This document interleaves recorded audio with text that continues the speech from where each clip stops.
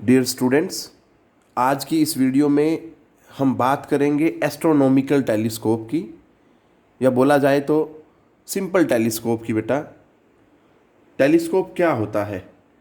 ये एक optical instrument होता है which is used for observing distinct images of heavenly bodies. अब बेटा, यहीं पे ही हम बात करेंगे टेलीस्कोप की टाइप्स की। बेसिकली दो तरह के टेलीस्कोप होते हैं। First one is refracting type telescope and another one is reflecting type telescope. मैं यहाँ बनाता हूँ, फ्लो चार्ट की हेल्प से उसको समझने की कोशिश करेंगे बेटा। सो आप देख सकते हैं टाइप्स ऑफ टेलीस्कोप में we have refracting type telescope and reflecting type telescope बेटा। अब मैंने यहाँ पे फिर लिखा है रिफ्रैक्टिंग टाइप टेलीस्कोप। बेटा, ये भी दो तरह के होते हैं and in the same way इसमें भी हमारे पास दो मॉडल हैं।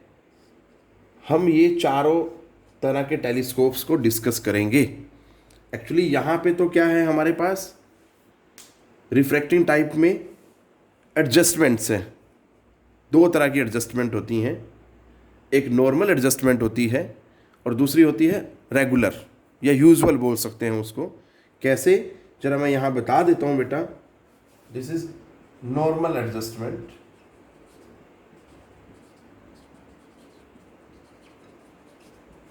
और इसको आप कोई नाम नहीं दे सकते पर्टिकुलरली, तो इसको हम रेगुलर बोल सकते हैं। अब डिफरेंस क्या है दोनों में? दोनों में डिफरेंस क्या है बेटा? इसमें जो इमेज बनती है दैट इज एट इन्फिनिटी। जो इमेज बनेगी एट इन्फिनिटी बनती है बेटा, ये याद रखनी है। नॉर्मल एडजस्टमेंट का मतलब यही है। क्लियर है? और इसमें जो बनेगी that is at finite distance. Image at finite distance. Clear है बेटा? ये चीज़ याद रखनी है। अब उसके बाद अगर हम देखें यहाँ पे फाइनाइट डिस्टेंस में भी उसे क्या बोला जा सकता है? That is at least distance of distinct vision. मैं यहाँ लिख रहा हूँ, इसको आप फाइनाइट डिस्टेंस को यू कैन रिप्लेस और सिंपली सीधा सीधा ये भी बोल सकते हो लीस्ट डिस्टेंस ऑफ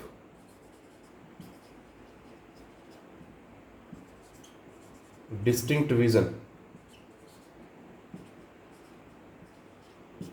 क्लियर है बेटा? अब बात करते हैं इसमें। तो इसमें हमारे पास दो तरह के रिफ्लेक्टिंग टाइप टेलीस्कोप्स में दो तरह के टेलीस्कोप होते हैं बेटा। एक होता है न्यूटोनियन टाइप टेलीस्कोप और एक होता है कैसेग्रेनियन टेलीस्कोप। दोनों मैं लिख देता हूँ यहाँ पे और फिर हम स्टार्ट करेंगे studying telescope from the normal adjustment. Clear है बेटा? ये चीज़ ध्यान देनी है। इसमें आप हमेशा याद रखें, रेगुलर एडजस्टमेंट में जो इमेज बनेगी list distance of distinct vision पे बनेगी। ये जो फाइनाइट डिस्टेंस लिखा है मैंने that means list distance of distinct vision बेटा, ये ध्यान रखें। अब ये जो दो तरह के थे यहाँ लिख रहा हूँ मैं, दैट इज कैसेग्रेनियन। स्पेलिंग जरा ध्यान से देखें, CASSEGRAI ग्रेन ईयन टेलीस्कोप। ठीक है बेटा? एंड जो दिस वन है दैट इज न्यूटोनियन। स्पेलिंग आपको न्यूटन से, ठीक है बेटा? न्यूटोनियन, इसको थोड़ा साफ साफ लिख देते हैं, that is Newtonian telescope. Clear है? सो ये ब्रॉड क्लासिफिकेशन है if we talk about the telescope, refracting type telescope, reflecting type telescope. So we are going to discuss the normal adjustment of refracting type telescope. बेटा क्या होता है मैंने यहाँ पे पहले ही आपको बता दिया है कि जो नॉर्मल एडजस्टमेंट होती है उसमें जो फाइनल इमेज होती है that is formed at the infinity. ये पहचान है इसकी बेटा। तो स्टार्ट करते हैं नॉर्मल एडजस्टमेंट। सो बेटा हम normal adjustment of telescope start करने जा रहे हैं। जैसा कि मैंने बताया आपको कि इन नॉर्मल एडजस्टमेंट जो होता है, फाइनल इमेज जो होती है that is formed at infinity. यहाँ पे टेलीस्कोप में दो लेंसेज हैं बेटा। रिफ्रैक्टिंग टाइप टेलीस्कोप जो है ये लार्जर फोकल लेंथ का telescope, this one is the sorry ये कन्वेक्स लेंस है लार्जर फोकल लेंथ का बेटा, और ये कन्वेक्स लेंस है स्मॉलर फोकल लेंथ का। ठीक है, इसकी focal length comparative to this one will be smaller, कम होगी। अब इसमें ये जो है ये ऑब्जेक्ट की तरफ होता है बेटा, उल्टा है इसमें माइक्रोस्कोप से। कंपाउंड माइक्रोस्कोप में जैसे सिचुएशन होती थी बिल्कुल रिवर्स है बेटा। इसमें ये जो है ऑब्जेक्ट की तरफ होगा और ये जो होगा आँख की तरफ होगा, इसलिए इसको ऑब्जेक्टिव लेंस बोलते हैं, इसको आई लेंस बोलते हैं या आई पीस भी बोल सकते हैं। क्लियर। अब क्योंकि टेलीस्कोप का काम है हेवनली बॉडीज़ को देखना, सो हेवनली बॉडीज़ ऊपर होंगी ऐसे, तो वहाँ से रेज आएंगी इसकी तरफ। ये चीज़ ध्यान देनी है बेटा।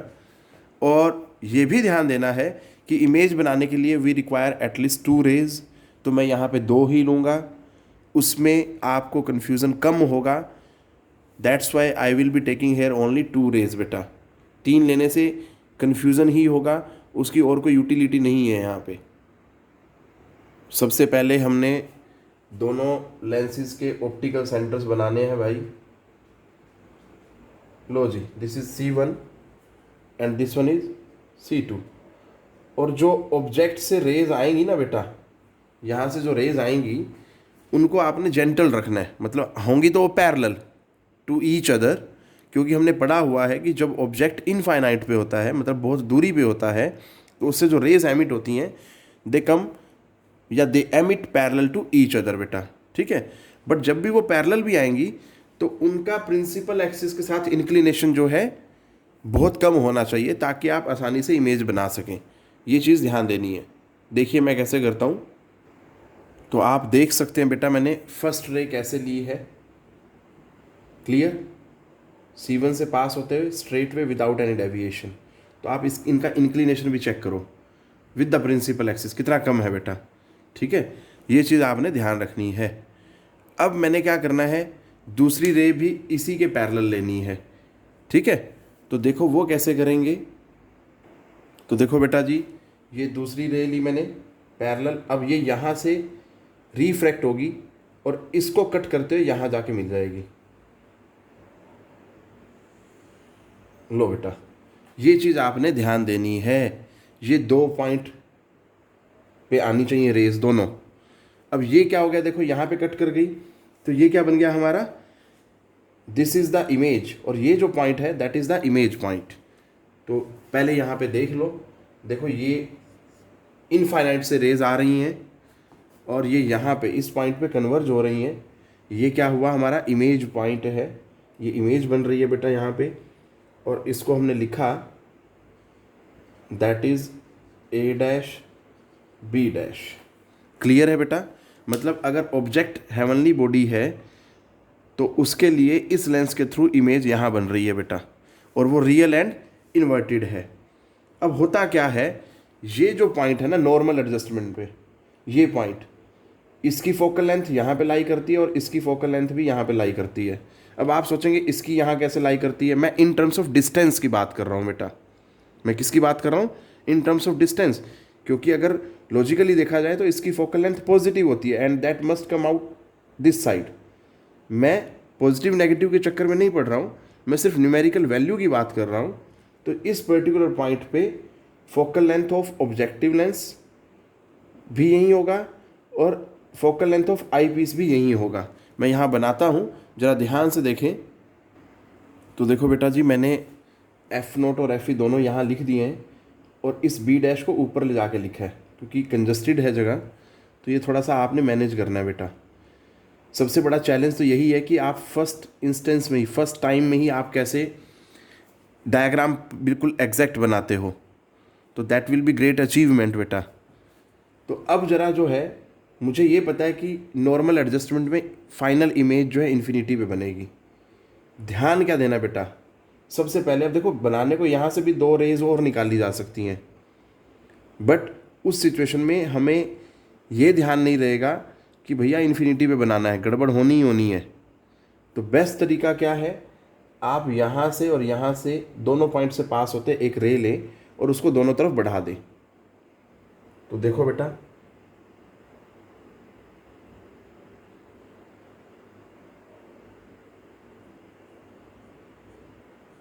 ये मैंने किया, इधर बढ़ाया और इसको इधर बढ़ाया।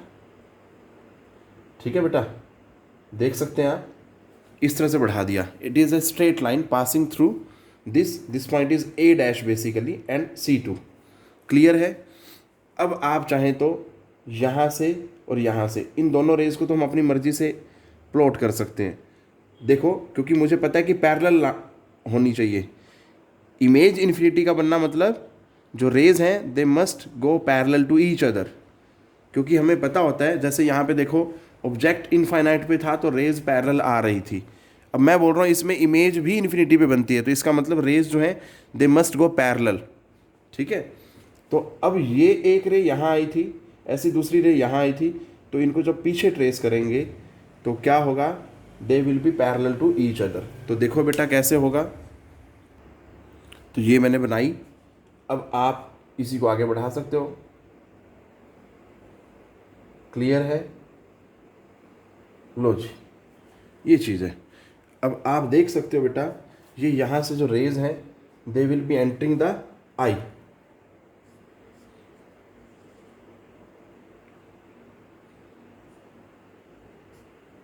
इस तरह से आप थोड़ा सा बना सकते हैं बेटा। ठीक है, तो यहाँ पे मैं लिख देता हूँ जो इमेज है दैट इज़ एट इन्फिनिटी, यहाँ लिख रहा हूँ एट इन्फिनिटी। क्लियर। अब क्या क्या चीज़ें हैं ये मैं ऑलरेडी बता चुका हूँ। यहाँ से यहाँ का डिस्टेंस F0 है, लो जी, क्योंकि ये फोकल लेंथ है ऑब्जेक्टिव की, और यहाँ से यहाँ का जो डिस्टेंस है that is FE, focal length of eyepiece. ठीक बेटा जी, तो ये चीज़ें आपने ध्यान देनी है। अब हम बात करते हैं इसकी एंगुलर मैग्नीफिकेशन की या मैग्नीफाइंग पावर की बेटा, और वो भी पर्टिकुलर केस है नॉर्मल एडजस्टमेंट का।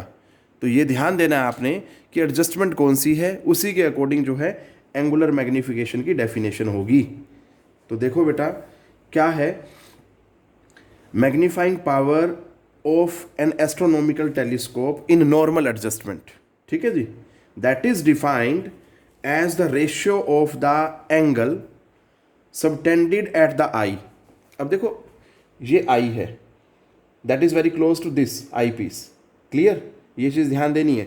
आपको यहाँ डिस्टेंस दिख रहा है बट इन दोनों के बीच में, but that is very close to this. तो हम कंसीडर कर सकते हैं लेंस और आई बिल्कुल पास पास हैं। तो अगर आगे चलें, subtended at the I by the final image, final image तो ये रही। तो ये आंख पे बनाना मतलब लेंस जो है C2 पे एंगल बनाएगा ये। ठीक है जी, to the angle subtended by the object directly at the eye.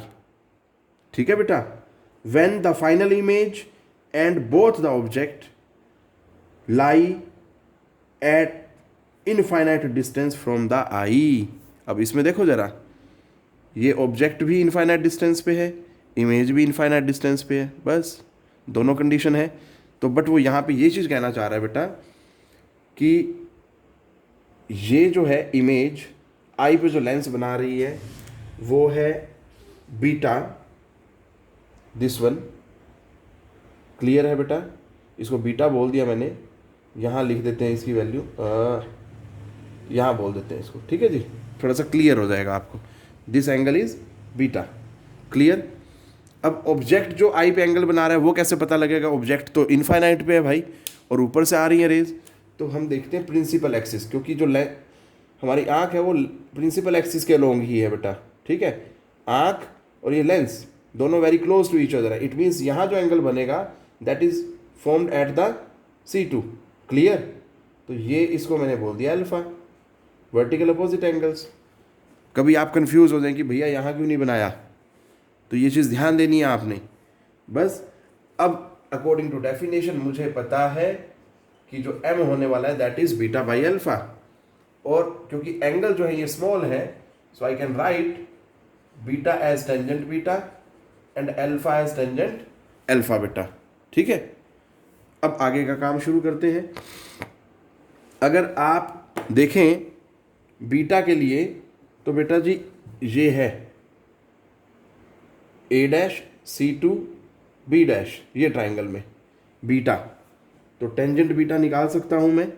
ठीक है, क्या होगा, इसको नंबर वन दे दें अगर, tangent beta is equal to A dash B dash divided by B dash C to.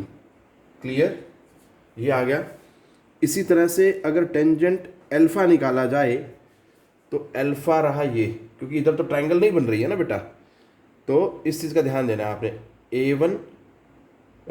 A dash C one B dash, तो ये एंगल अल्फा है, तो tangent alpha is equal to A dash B dash divided by C one B dash, ये हो गया 3। अब इन दोनों की अगर वैल्यू डाल दें वन इक्वेशन में तो क्या बनता है बेटा,